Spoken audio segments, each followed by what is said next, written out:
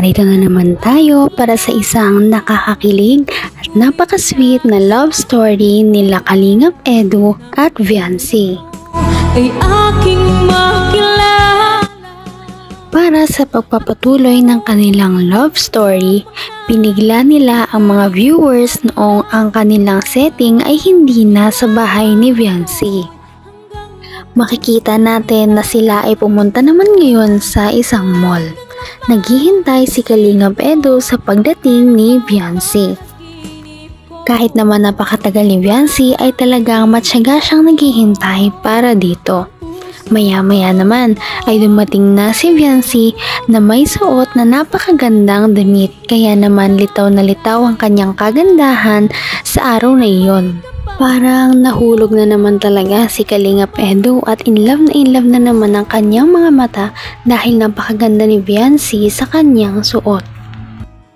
Humanga na naman ang Kalingap team dahil napakagalang pala talaga ni Viancy.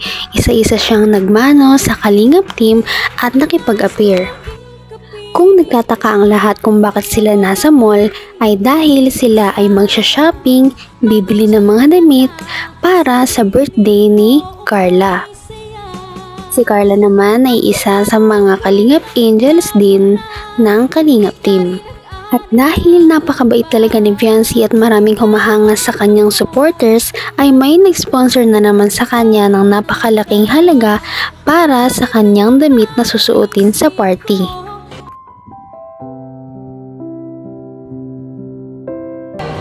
Yan. Pili ka na. Ito, ibang bagay. Ito. Kung maganda, di ako marunong sa ganito.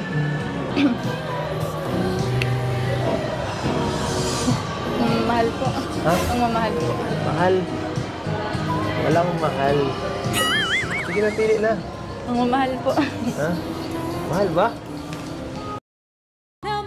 Napakasweet naman talaga ni Kalingap Edu dahil sinamahan niya ngayon si Viancy na mamili ng kanyang mga damit. Samantala si Viancy ay nananatiling nakatayo lamang dahil nga nahihiya siya dahil sabi niya ay napakamahal ng mga damit sa bilihang iyon. Hindi daw kasi siya sanay na bumili ng mga ganon at para sa kanya ang ganoong pera ay magagamit pa sa ibang paglalaanan. At humanga naman ng mga viewers kay Viancy dahil kahit libre ito ay hindi niya pinagsasamantalahan ng mga bumibili sa kanya. Gusto niya pa rin talaga na magtipid at kung ano man lamang ang ibibigay sa kanya ay magpapasalamat talaga siya.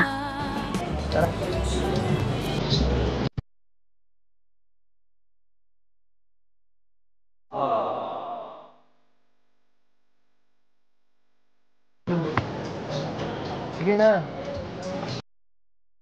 Kahit pa mahal ito bibilhin natin yun. So, ay, grabe mahal pala. 3,000. Pero, pag kinulang tayo, mahugot na lang ako dito sa bulsa. Try mo na. Sige na. Oh, sukatin mo na. Kahit siguro ang mga staff ng bilihan na yon ay nagtitinginan sa kanila dahil napaka-sweet nilang dalawa. Napaka-humble talaga ni Viancy dahil alam niyang mahal ang mga damit doon kaya ayaw niya sana talagang bumili. Ngunit napakapili talaga ni Kalingap Edu kaya naman napapayag na niya si Ate Viancy na pumili ng damit. Noong makapili na si Kalingap Edu ng damit na feeling niya ay babagay kay Viancy ay pinasukat niya na ito sa fitting room para naman malaman na nila kung ano ang itsura niya. Matyaga siyang naghihintay sa labas ng fitting room at hinihintay si Ate Viancy.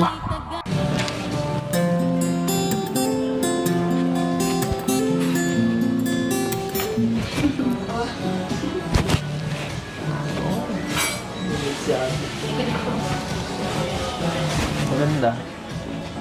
Ano sa'yo?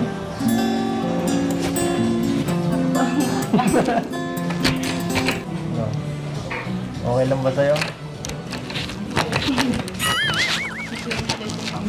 Ha?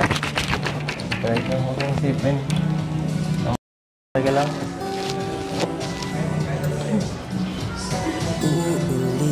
Sige, bihara ka.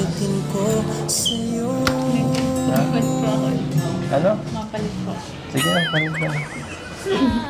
Napakaganda talaga ni Viancy kaya kahit gaano kasimple ang damit o gaano man ito kaganda ay nag-standout pa rin ang kanyang sariling beauty. Kumuha pa nga ng iba pang damit si Kalingap Edu na tingin niyang babagay kay Viancy. Kahit gaano ito kamahal ay okay lang daw. Ito, merong mas maliit dito saka may iba ring design. Ito para mas bagay sa ito.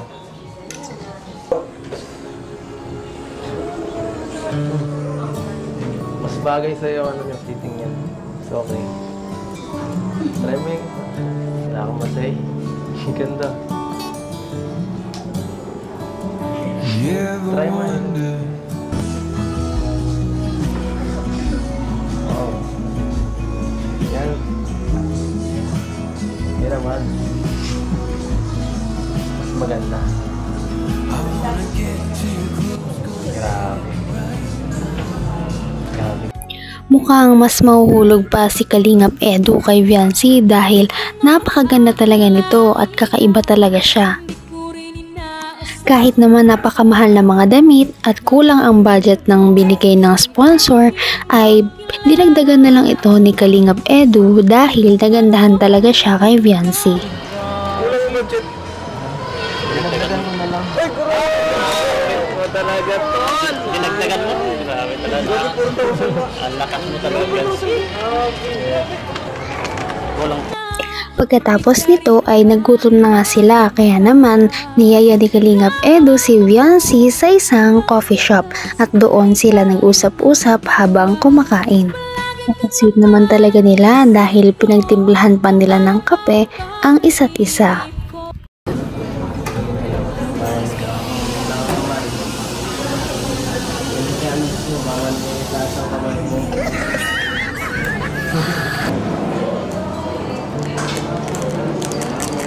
Ito ay timpla ni Kalingap Edu. Sarap to. Specialty ko to eh. Ayos ba? Sige, ikaw na. Hindi na agad pinakuha mo. Kunin mo na.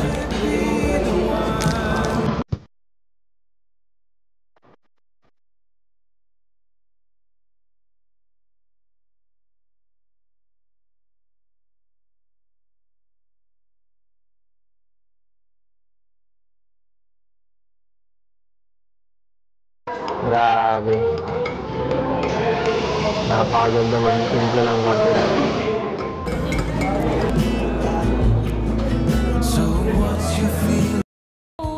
Mas lalo pang kinilig ang mga viewers noong ginantihan din ni Viancy ang kabaitan ni Kalingap Edu. Pinagtimplahan niya din si Kalingap Edu ng kanyang kape. Matapos silang kumain doon at uminom ng kape, ay dumiretso naman sila sa isang dental clinic upang ipacheck ang ngipin ni Viancy. Pagkatapos noon, ay hinatid na ni Kalingap Edu si Viancy sa sakayan ng jeep. Samahan na kita. Kaya ko na po. Grabe. Basang-basa na ako ng ulan. Iiwan mo na lang ako dito ng ganito. Lubos-lubosin na natin hanggang sa inyo. Ihatid na rin. Wala na. Hindi na magbabago. Sige na. Bye-bye na. Bye-bye.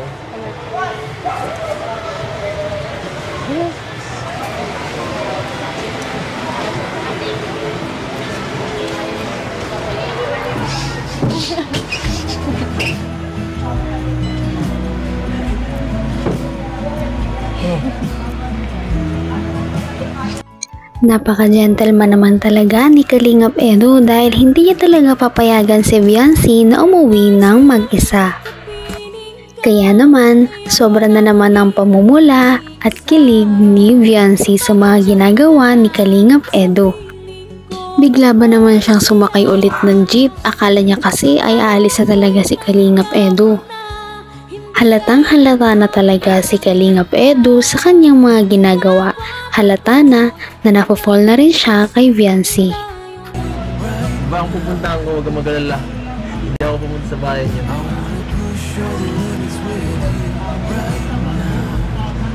ibang isipin mo ah. Baka isip, alam ka na. Tapos na.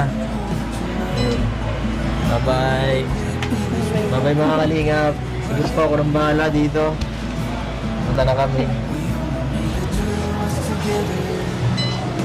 Grabe talaga ang pagpapakilig ng tambalang ito ngayong araw. Kaya naman, sana ipatuloy natin silang subaybayan at suportahan. Ganun na din ang Kalingap team na sumusuporta sa kanilang dalawa. Yun lamang at maraming salamat sa inyong pakikinig. Hanggang sa muli. Bye!